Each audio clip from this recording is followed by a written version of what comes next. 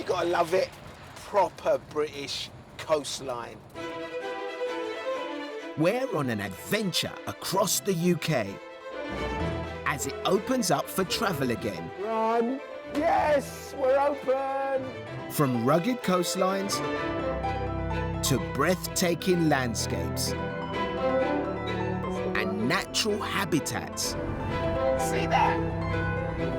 Our journey will take us to the 4 nations that make up the United Kingdom. And with an eye on our carbon footprint, We're in an all-electric revamp of an iconic British motor.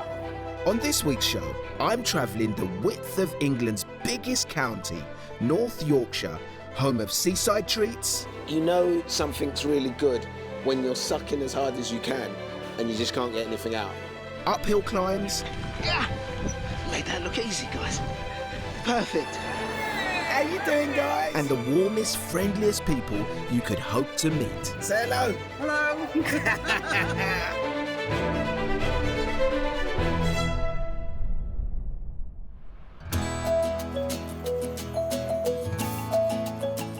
North Yorkshire's coastline is stunning.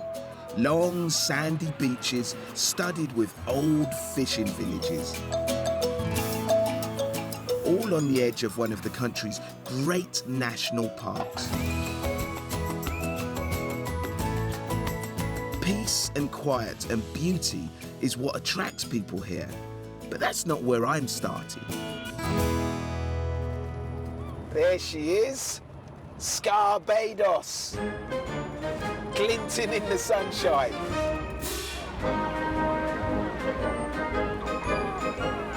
Scarborough is the UK's oldest beach resort. This is where you come if you're looking for the proper old school seaside traditions. You've got the ice cream parlours, you've got the slot machines, you've got the beach, the sea, the smell of fish and chips out the window. After a week in Scotland, the electric van's still holding up well and getting a lot of love here on the South Bay. How you doing, guys? You all right? Yes, really good, really good. We're travelling around Scarborough and Yorkshire. Take care. Oh, it's you off telly? How are ya? I'm all right, you? Yeah, good, good. We're filming for the travel show. You're actually on camera there. Look, come back, come here, look. Say hello. Hello.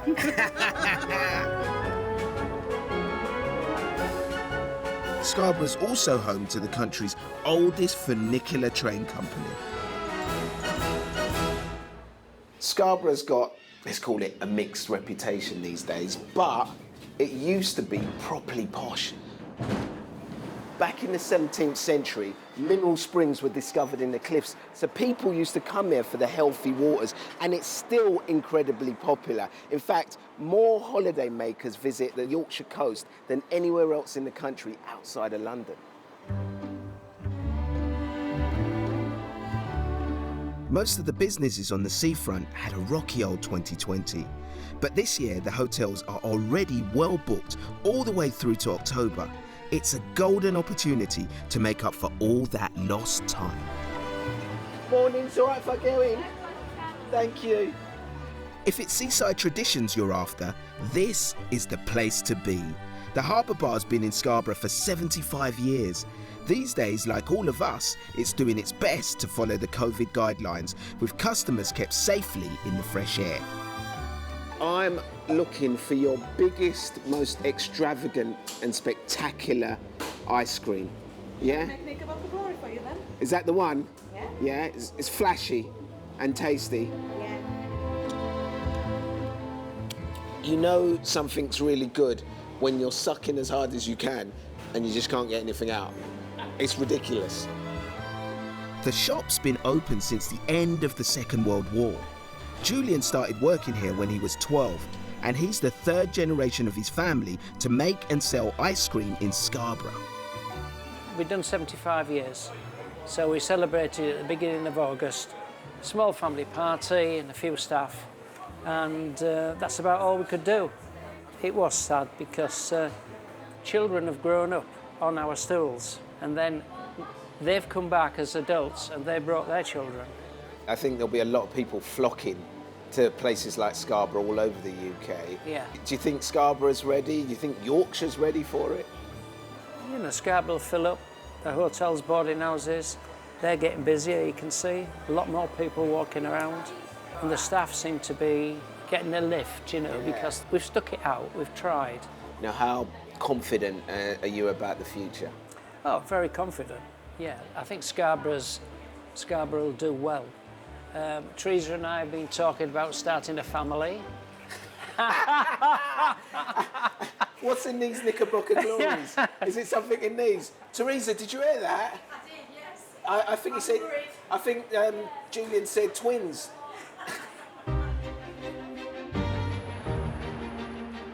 Another trick Scarborough has up its sleeve is its surroundings. It lies right on the edge of the North Yorkshire Moors National Park. 20 minutes from the beachfront, and you're driving through all this. The poxy weather just makes it all the more atmospheric.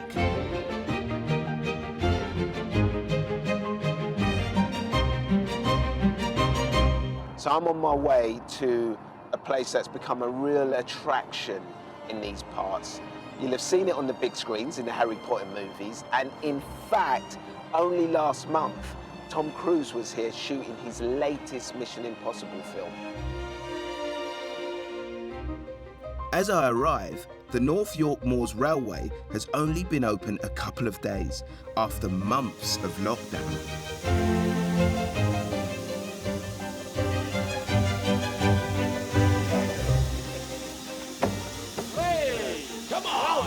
I'm on!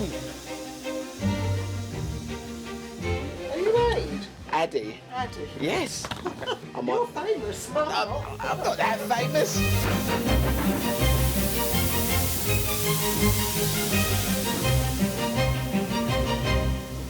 It's really nice to be on this train.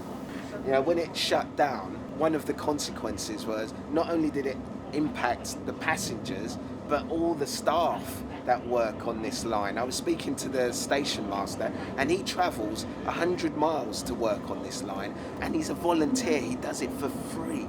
Yeah, so it's just, it makes it feel even more, you know, special that it's back up and running again. We need this. They all need this. It takes £7 million a year to keep this running. Oh, did you put it here? Ah, marvellous. Yeah. And when you come face to face with the guys trying to keep the wheels on the rails, you really understand the colossal effort and expense. So if I just light the flare, Yep, and what I want you to do is just have a look inside that hole, inside the boiler there, yep. and just make sure that there's no lumps of scale and sludge, and make sure that all the passageways are nice and clear. No, it seems all clear in there. I think there's something a little bit on, some brown stuff on the left. Is there? On the left-hand side. We have to do this every 28 days to wash the boiler out, and there's nearly 50 of these plugs on the engine. 50. And we've got to remove each plug, wash out, we've got to check inside with the flare, and then fit them all back nice and tightly. And having said and talked about the amount of maintenance that you have to do, what was it then like for you to have to close all these stations down because of lockdown? Yeah, it was a challenge, but we put out a marketing appeal online for donations to help us keep us going during the pandemic. We also did a silent auction where people could enter and bid to come out and have lunch with me on the diner and stuff like that. Yeah. People would pay for that. That's cool. And things like that were incredibly important, you know, to keep us going. And how long do you think you would have been able to keep going, keeping this place mothballed, you know, without any visitors? Probably not much longer, to be honest. You know, there was a few moments when you sit there and you're watching the news and you're just uncertain, you know, what was going on in the world. But you've got to be positive, haven't you? I'm definitely a pint full, half full kind of guy. And, you know, we knew we'd get back to this and survive it. It's an hour's drive to our next destination, a city that's been spending a lot of time and effort thanking its lockdown heroes. There it is, York. Around 8.5 million people came here on a trip pre-lockdown. And that supported around 24,000 jobs, which was a lot of livelihoods that were thrown up in the air when the shutters came down. But what I really love about York is the fuss they've made about all the people that have kept us going during lockdown. This exhibit at the National Railway Museum celebrates the guys that kept the railways running last year.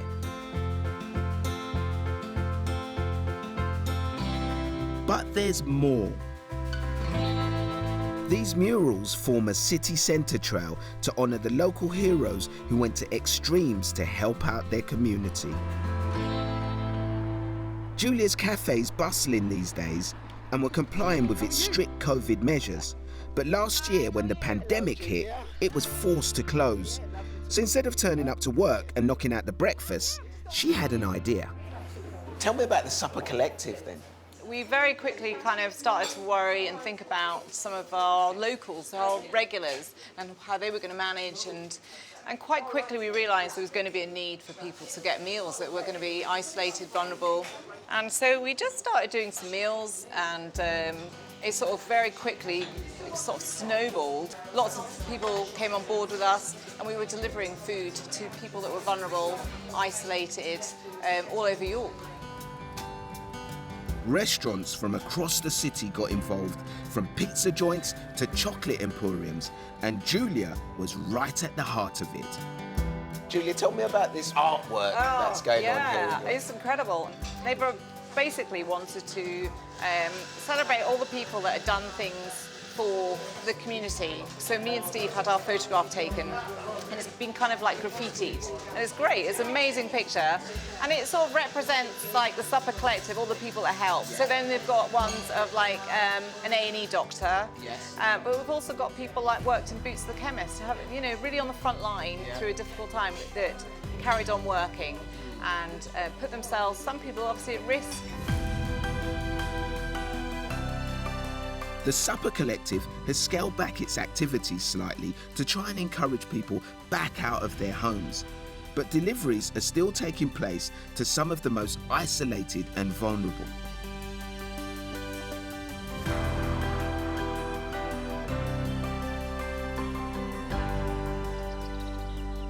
The next leg of my journey continues west, deep into the great expanse of wilderness that is the Yorkshire Dales. So I had a good scan of the maps that you'll find online that shows you where all the charge points are. And out here, it wasn't that great. In York, there were loads of charge points. It was really good. So my advice would be, before you leave the cities, make sure you have a full charge on your battery as you head out into the countryside. This beautiful landscape is getting more popular all the time, especially among people who would have gone abroad until the pandemic. In fact, the Park Authority estimates that in the first 3 months of lockdown, 70% of visitors had never been here before. And somewhere around here should be the mountain rescue team, who are keeping all the newbies like myself safe. I can see some dogs in this direction. Mountain Rescue Search Dogs turns 50 this year. The teams are made up of volunteers who help search for walkers and climbers who get lost or injured. Who have we got here? This is Gus. Hello, Gus. Yes, Search Dog Gus. Hey, Search Dog Gus, how are you? Hey. Oh, he's excited. How long's Gus been doing this for then? Actually, Gus has been training for 4 years, and because of COVID has only just what we call graded, so he's only just become operational, so I can only use him for real in the last 3 weeks. The last 3 weeks? Yes. So he's a newbie? He is a newbie. Oh, well done, Gus. Well done. How does it all work? What do they have to do, and how do you train them? So basically, they're playing hide and seek, and they work for a toy, and when we're training, we call them dog's bodies.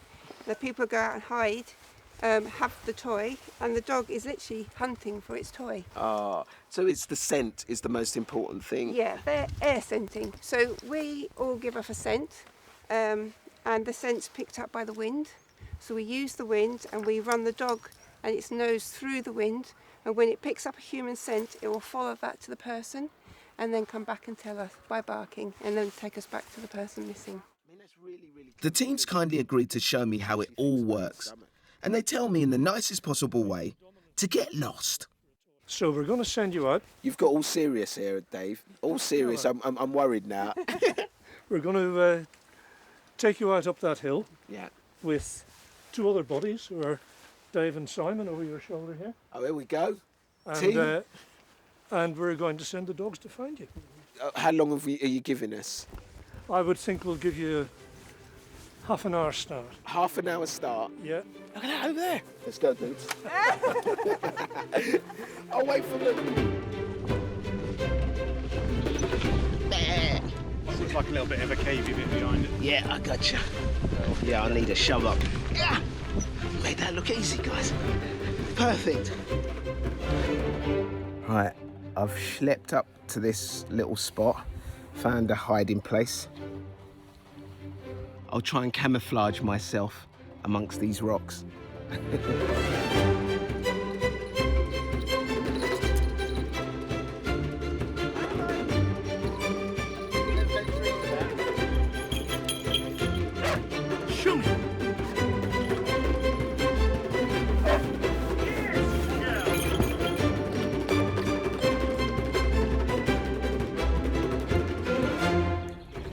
There he is. The dog. He hasn't seen me yet. Here he comes. Here he comes. He's coming over towards me. Hello, hello, hello, hello. I've been found. I've been found. Well done. Oh, yes. You ready? Yeah. That's a reward. That was good. That was okay for you? Yeah, really good. Well done, Kezzy. What a brilliant job. Found me. Yeah, she found you in a very quick space of time. A lot of people won't be able to go abroad now, so more people will be hiking around the Dales and around the UK. So is that going to bring added problems for you, do you think? Yeah, to a certain extent. People with little or no knowledge of what they're doing, yeah, let's get out onto the open fell and have a walk, you know, in trainers or flip-flops. And that... No, you're not going to get people out. Yeah, seriously. Yeah, 2 years ago, Kez had a find in the middle of the night on the moors to a chap wearing flip-flops. Yep. Have you got any tips yourself that we can give to the viewers if they're going out on a trek around the Dales? Tell somebody where you're going, pack the right kit, have the right footwear, and have a good idea of what you're going to visit. Look at a map, read a guidebook, find out what's out there to locate, to have a look around. It's important to enjoy yourself in safety. My final stop in the Dales is more than 1,200 feet above sea level. But nevertheless, 300 million years ago, this entire area was covered by a shallow sea. Which means the limestone beneath me is riddled with all kinds of interesting things. Stump Cross Caverns is a popular and long-standing family attraction here. From this point, you descend into tunnels and chambers discovered by lead miners about 160 years ago. But there's one issue with exploring caves. It's not all that accessible. Just a bit further.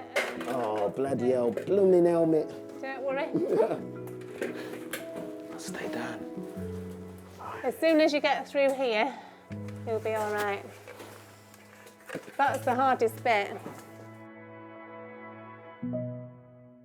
Lisa, tell me about these caves.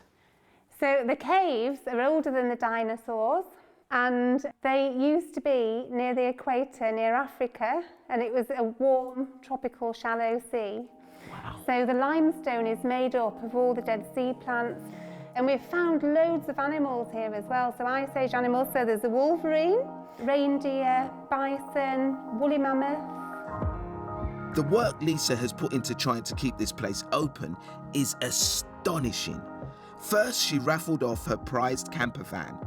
We had a beautiful camper van, that was absolutely stunning and my life dream. And so we actually raised money and we gave my camper van away. You gave your camper van away. This is like your dream camper van. Yeah. And now she's raffling off her own flat. So if you hadn't have been able to raise money by selling your camper van or crowdfunding for it and your flat, what would have happened? We'd have shut. Yeah. Desperate times. However, there's light at the end of the tunnel. Today, Lisa will finally reopen her doors to paying customers. There are just a few minutes to go until the big moment. Fantastic. Step back and soak that in. Look at it. Yes, we made it. We're open. Ready, Lisa? We are. Let me count you down. Ready? Absolutely. 5, 4, 3, 2, 1. Yes, we're open. First visitors. Look at this. Come on in. So you must be Marie. I am. And 2 people for the case? Yes, please. Fantastic. If you want to come over to Dr. John, Okay. and he will give you a briefing. Thank you so Cheers. much and have a fabulous time. Right, you guide yourself. It's just such a relief.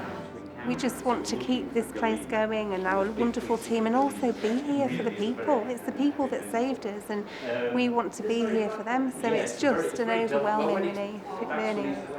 Well done. Well done. I would give you a hug, but we're not allowed to. We'll do elbows. Yeah, elbows. There you go. There you go. Oh, 2 elbows. See you next Sunday. You know what, I think I'll leave her to it right now. She's got a busy old time ahead. I'm so pleased for her. What a relief. She's had her first visitors. But you know what's really blown me away is Lisa's resilience and her positivity. And what I've noticed throughout my time up here, to coin a cliche, is that true Yorkshire grit and community spirit, which has helped them get through some pretty dark days. Fair play to them.